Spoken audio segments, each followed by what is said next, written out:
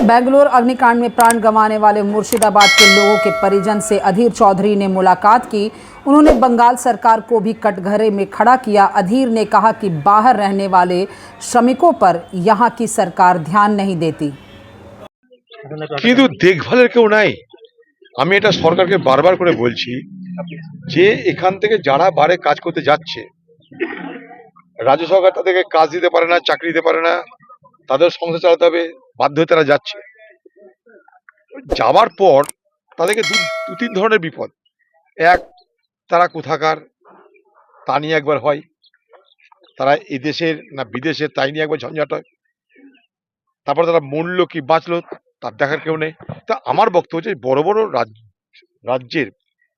রাজ্যের যে কেন্দ্রীয় এলাকা, যেমন কর্ণাটকের রাজধানী হচ্ছে বেঙ্গালুরু, বাংলার রাজধানী হচ্ছে কলকাতা।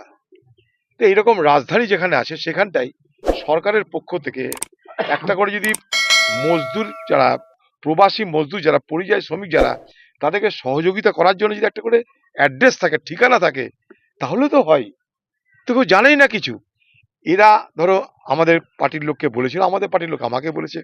আমি কর্ণাটকের সরকারকে, কর্ণাটকের স্বাস্থ্যমন্ত্রী দীনেশ গুন্ডুরা, তার সঙ্গে যোগাযোগ করেছি। সেখানটাই আমাদের এই জেলার একজন প্রাক্তন ডিএম ছিলেন, তার সঙ্গে যোগাযোগ করেছি। সেই ডাক্তার সঙ্গে কথা বলেছি। ডাক্তার আমাকে বলে দিল 80% বার্ন হয়ে গেছে। আমাকে সে প্রেসক্রিপশনও পাঠিয়ে দিয়েছে। কিন্তু সরকার তৎপর হচ্ছে রাজ্য সরকার কখন? মরে যাবার পর। কিসের তৎপরতা? তখন দেখা সাক্ষাৎ করা, এই দিব তাই দিব, হোমগার্ডের চাকরি দিব। হোমগার্ডের চাকরি এই গ্রামের মেয়েদেরকে দেবে? তাদের বাচ্চা শিশু নিয়ে তারা হোমগার্ডের চাকরি করবে? এটা বলতে হচ্ছে না গ্রামে কোনো কাজের ব্যবস্থা করব। दिन भर की ताज़ा तरीन खबरों और ब्रेकिंग न्यूज़ के लिए बने रहिए स्पष्टता न्यूज़ के साथ। ज़्यादा से ज़्यादा खबरों के लिए बेल बटन दबाकर लाइक, शेयर और सब्सक्राइब करें स्पष्टता न्यूज़।